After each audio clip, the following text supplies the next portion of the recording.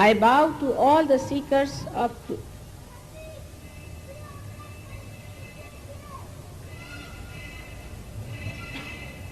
As it is today, a question has been put forward before me that why our attention gets lost. In the modern times, why our attention is not towards God. And that in modern times, why a human being has gone down in his quality of humanity. These questions point out to one single fact, that our attention has been challenged by modern times. कृपा करून कुणी उठून जाऊ नका. जरी मराठीत नाही बोलले तरी हे सगळे मंत्र आहेत. हात माझ्याकडे करून बसा तर सगळ्यांना समजेल.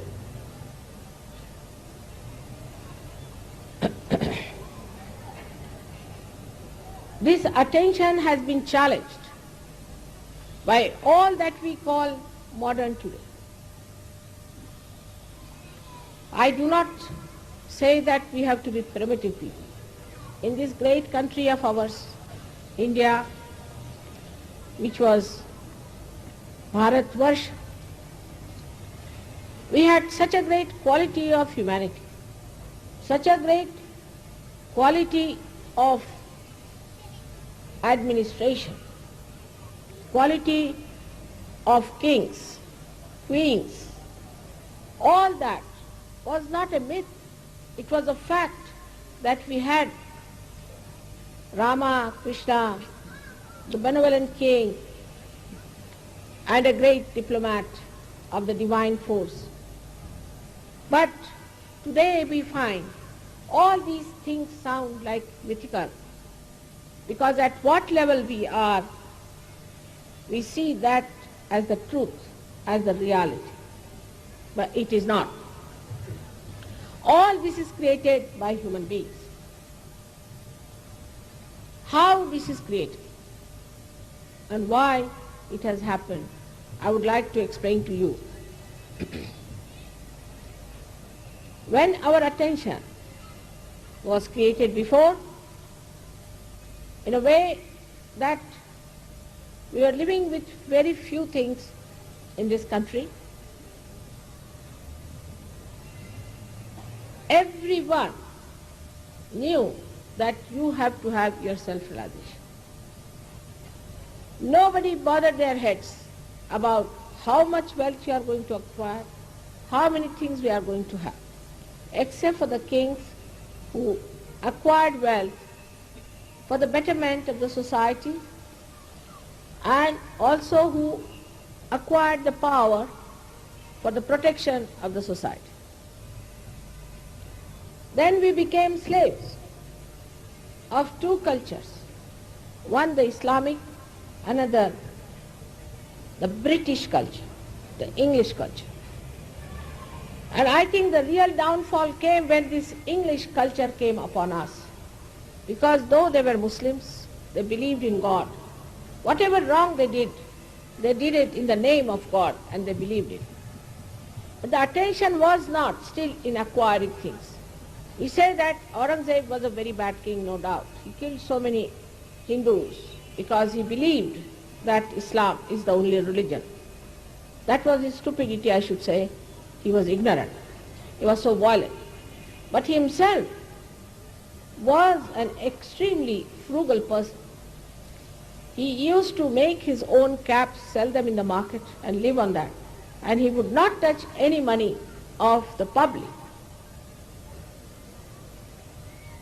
But then the English, when they started ruling in this country, this language English came upon us as not a blessing but a curse, I think.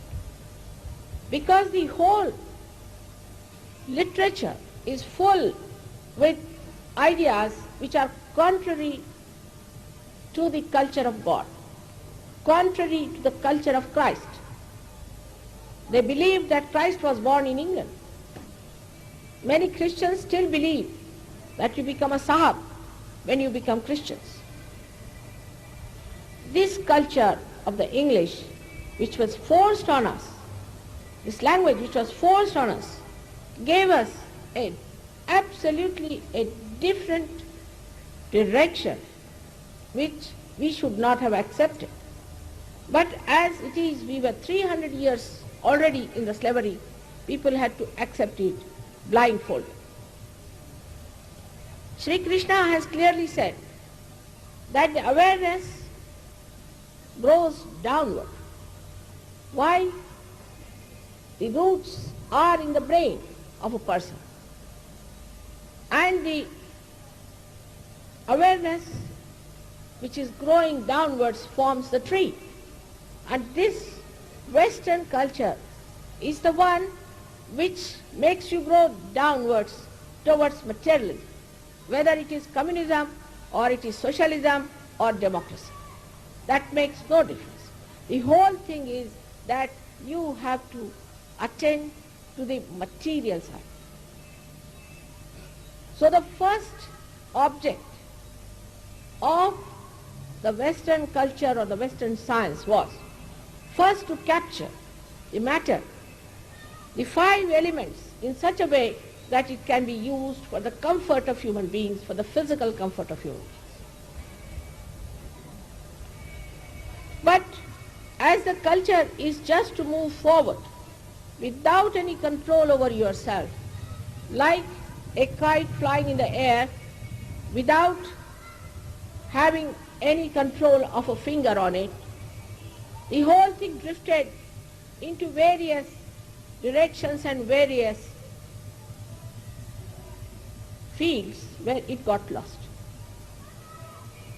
When we pay attention to something, if the attention is pure, it will purify the matter and will come back to us as a pure attention. But when the attention is filled with these ideas that you have to use all the matter for your comfort, then it gets lost in the matter. It gets involved in the matter. It gets spoiled in the matter. And then what comes back to us is the thought how to possess it. To possess the matter, to use the matter, to sit on top of the matter was the first mistake. Matter is your slave in any case. In any case, it is your slave. And this you would have got it without paying so much attention to it. To think that science was discovered by scientists is egoistic. It's only your ego says that. You cannot discover anything unless and until the God's grace is upon. It's the God's grace that brings forth the exposition of his powers. Even a person like Einstein had said that. Even the person like Newton has said that. Einstein has clearly said that I was fed up and I was tired. I couldn't find the theory of relativity. I was just resting in my garden playing with soap bubbles, and from somewhere unknown the theory of relativity dawned upon. But we Indians, living 300 years in that slavish mentality, accepted it blindfolded without knowing how much knowledge and science we have. We had aeroplanes in our country, we had pilotless bombs in our country, we had all kinds of things in our country. But why did we accept this without going into the roots to find out how did we have these things? We started doubting all that was the past in India, and we would not go into the past of it, but we started moving downward with this Western culture. And that's the downfall of our country. That has brought all this nonsense in. When money becomes everything, the money orientation, the economics of it. This was the country of philosophers, of the seers, of the saints, where now today economics is dominating without understanding that you cannot put this Western economics in this country at all. We cannot work it out. This is a country of generosity. People love to serve you. People love to do, even today, they like to do something for you. Go to a village, even if they may not have anything with them, they'll bring some milk, make you sit there, please have some milk. You have come from foreign countries, please have. But in the Western countries, you may give them any amount of things. They won't even return one present to you. Shamelessly they'll take everything thinking that they are the ones who should have it. They have no subtleties. They have no subtleties to understand generosity. They cannot. They think we do it because we are slavish people. Even I was surprised when some villagers told me that even the animals coming from the West are stupid. I said, how? He said, now take a hen from India and take a leghorn or roach from Western countries. If there is an attack on the little chicks, the mother will start shouting or doing something, screaming, or doing something to call all her children under her wings if it's an Indian hen. But if it's an English hen, she wouldn't mind, she'll look at everything very peacefully. Stita pragya. Not bothered. Then he said, most surprising thing is that our bullocks, if you tell them, go this way, that way, they understand. But if you tell a Western bullock, he walks straight into the car, into the trucks, he doesn't know where he's walking. He has no idea. You cannot leave them alone. And if you tell them walk this way, they'll walk the other way around. So what is in this culture? What is in this whole upbringing that makes you so gross? The attention is on the matter and not on the spirit. All the time, the matter is trying to overpower the spirit. Supposing there's a tree that falls off, it dies, then you make a chair out of it. It's a dead from the dead. Now you sit on the chair and you become a slave of the chair. You cannot sit on the ground. Then you have to carry chairs with you. If you start moving in a car, you become so useless that you cannot walk with your legs. Tomorrow you start having calculators. You'll be surprised. I live in London, I'm amazed at the people. Even if they have to do 2 plus 2, they want their tambaku. They want to calculate it. For 2 plus 2, they cannot do it. They have no brains left because computers have them. So as a result of this machinery, the machines that have created, we say the machine age, what an age it is, and the age of development. Without any control, if the machines have gone up to this point, it is time that we understand we should not go too much towards it, that we become slaves of this machine. The machine is like a devil. It requires, like a devil, all the time to eat something. Like you in England, it's impossible to get fresh food. You have to go to the main market to get it. But in America, it's even worse. And in most of the countries, they have everything packed, everything in a plastic bag, everything measured. You go to the shop, you get this. Nothing fresh. There is no taste in the food. Now they are using chemicals. They put chemicals in the body of the animals which they eat, put chemicals in the foods that they eat, put chemicals because the machine must have a quantity. To have the quantity, they have to do all this. So what you are taking is all these chemicals. As a result of that, what you are developing is nothing else but your destruction. So all this attention outside into the matter builds up your destructions gradually. The attention gets fragmented. For example, you are talking to someone, this is a very modern stuff, I have seen many. You are talking to someone and this person is looking somewhere else. Where are you looking? Oh, I was looking at that picture or something. I think I should buy that. But I am talking to you here. It doesn't go into head. Nothing. He is looking at something or at some woman or at some man, which is joyless pursuit. You have nothing to do with it. And there is no alertness which picks up things at the right moment. Then another thing a gentleman told me, whose 4 children are in an English school and 1 child in an Indian school. He says, these 4 children don't talk much. They think no end of themselves. And they don't know. You ask them how many roads there are to your house, they wouldn't know. They just go like a blinkers of a horse around their heads. They walk like that. They don't know anything. They don't read newspapers. They have no idea as to what things we have. And the youngest child, who is brought up in an Indian way and an Indian school, has got a little parrot, has got a little doggy, looks after all the cows. He gives all the news about all the animals in the house.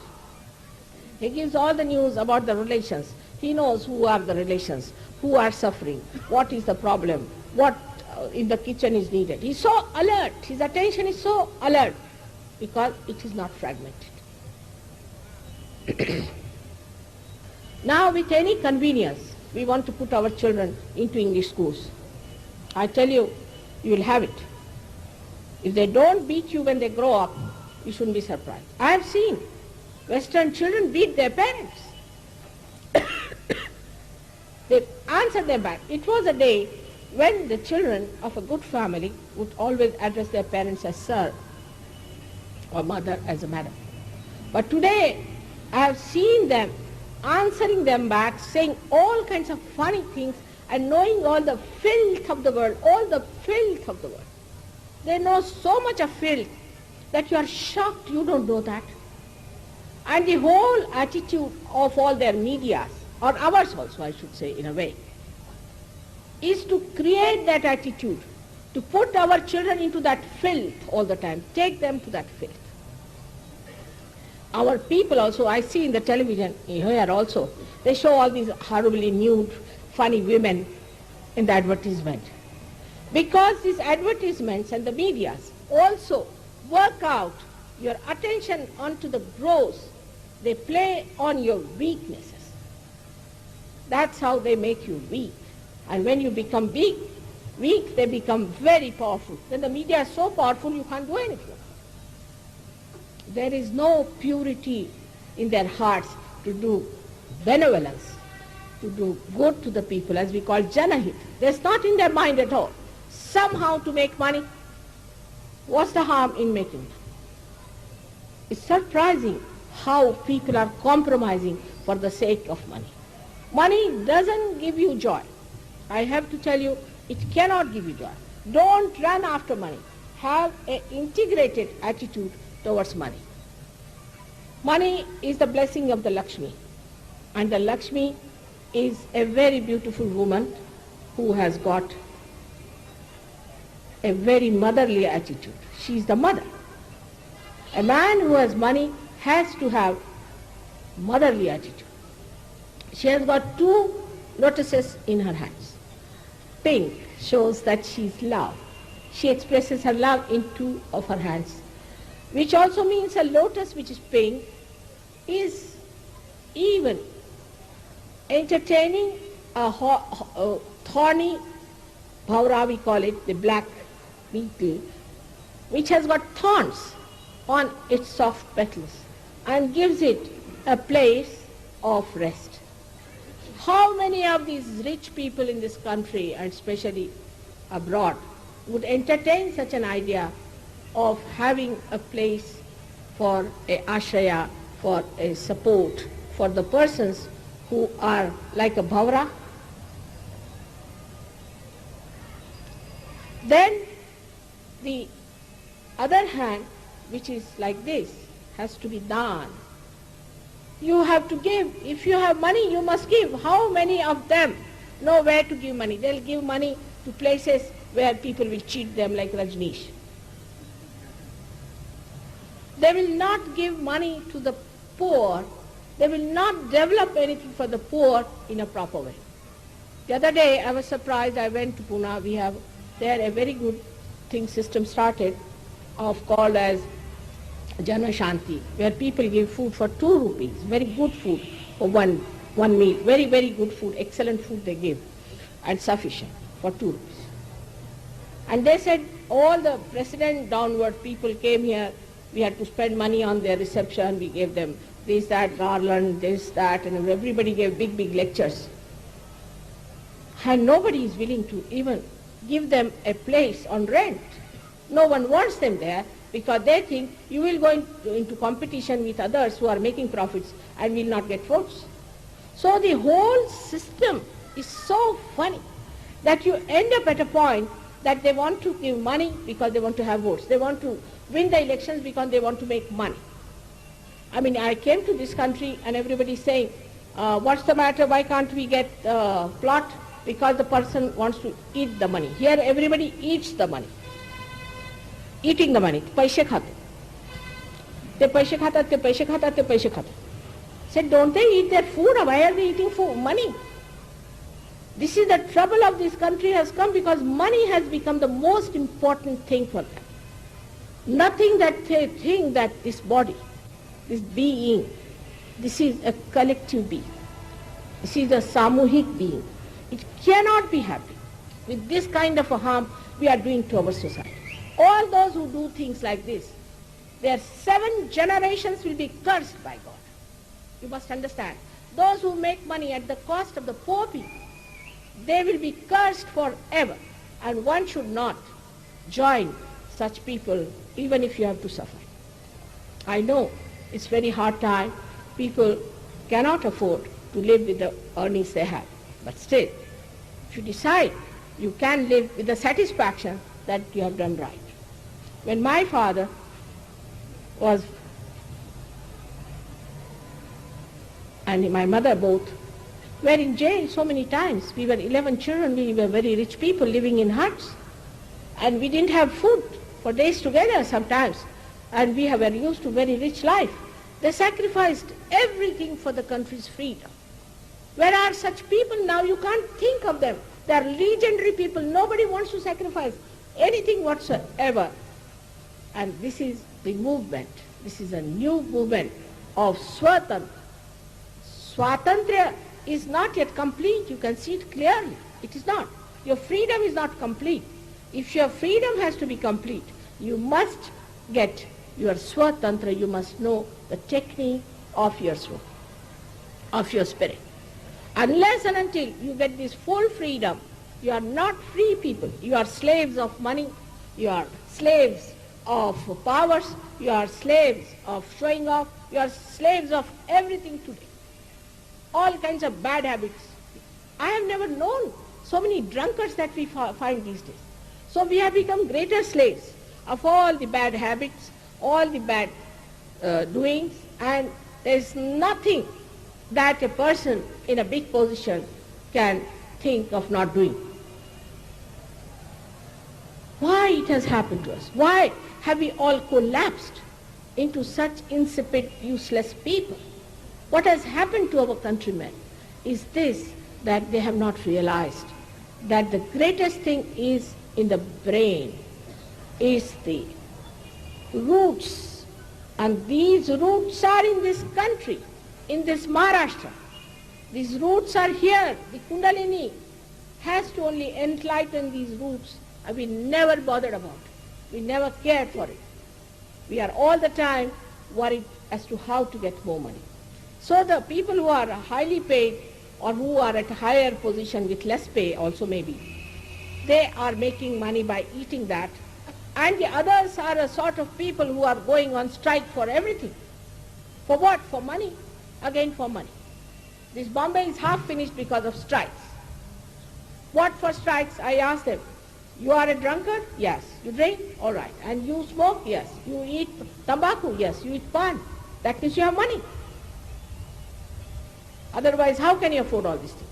When you ask for more money in a strike, better find out what sort of a man he is. If he can drink, afford to drink, then you need not give him any money to drink more. Any mother who sees her son is drinking will never give him any money because he will be drinking with that money. What else is he going to do? What good is he going to do with that? So what happens that this attention, when it starts moving towards money, we become so blind that we do not see why are we asking for money. What is the need for money? I am not for these capitalists at all. I know how horrid they are. But what I am saying that why break the machinery like this? Now, whatever you may do, whatever you may tell them, that finish this striking and enjoy yourself now for the God's sake. We have really poor people in the villages, not in Bombay. In Bombay we don't have poor people. They can go to cinema, they can do all kinds of things. How can they be poor? But they have time, and they have more time. That's why they get entered into such things. And they are going to finish off this Mumbai of yours very soon, if you allow these people to go on strike. It's stupidity, absolute stupidity, and it comes from the Western people, not from Gandhiji. Gandhiji didn't tell you to fight for money, did he? He asked you to fight for Swatantra. And today, if he was living, he would have talked about Sahajoga, I'm sure of that. But the problem that exists with us is that we don't want to see that this machinery is now shaking. We have to have another system, a parallel system that will crush this stupid machinery which is taking us downward and downward and downward. A girl must have 10 types of saris, 10 types of clothes she must wear, like a Kashmiri girl, she must wear like a Punjabi girl, she must wear like an English girl. What is the need? I mean, we are rich people, I should be very rich. We used to have at least 2 saris and one for Thevni, as they call it, one for some special occasions. And we lived well, we educated well, where attention was learning and attention was towards God. But the attention, when it gets lost, it fritters away. It gets lost, it gets fragmented, there's no continuity in it. It fritters away, and a person becomes a superficial person, extremely superficial. He cannot go deep. How can he feel his spirit? The superficiality makes you absolutely a person who has sort of a crust and nothing inside. Absolutely what we call the hollowness, kokla, completely hollow. If you just break that man, you find out he is not a man of character, he is not a man to be depended upon, he is not a man who talks good of others, he will try to pull each other. This is what happens to your attention, and you become extremely, extremely low-level human being. You'll be surprised, I went to 4 villages before coming here, and the people who were there were 5 times more than Bombay people. They came, they didn't have cars, nothing, they didn't have buses. They came walking, they came on bullock carts, and such a big crowd. And all of them got realization, because thank God they don't know English language. And these nonsensical ideas that we have got from the Western culture. We are not to compete with them. They have to compete with us. They have nothing to offer. You have to stick on to your ideal. But instead of that, we have learned all the bad things and all the bad traditions, like taking dowry, torturing our women, and doing all these things which do not at all look civil. In that we are not modern. In that we are not modern. In that we are very, very primitive. But it was never so before. Nobody used to torture wives. We never knew there was a dowry system in India. Nobody knew it. It is absolutely something we cannot understand from where it came. And I discovered it came from the English only. Because they said we should be very, very balanced about our children, and we should not give only the money to the boy, the eldest brother, but we should give it to the girl also. So because, you see, the whole inheritance will go to the boys, the land will go to the boys, you must give some money. That was sensible. But we have gone to the extremes now, and all these problems are coming before us, which we call a social problem. I do not want to condemn any culture as such, but I want to protect you from what has happened to that culture and where it has gone, to bring you back to your own great culture, which came to us in thousands of years. Their culture is very, very, very new. It's very new, and one day they will also have the same culture as we have. But why not we short circuit it and adjust ourselves to this great culture which is so much God oriented, not money oriented, ego oriented, but God oriented. Let us all attain that state of yogi. I hope today it will happen to all of you and that you will all get your realization. May God bless you.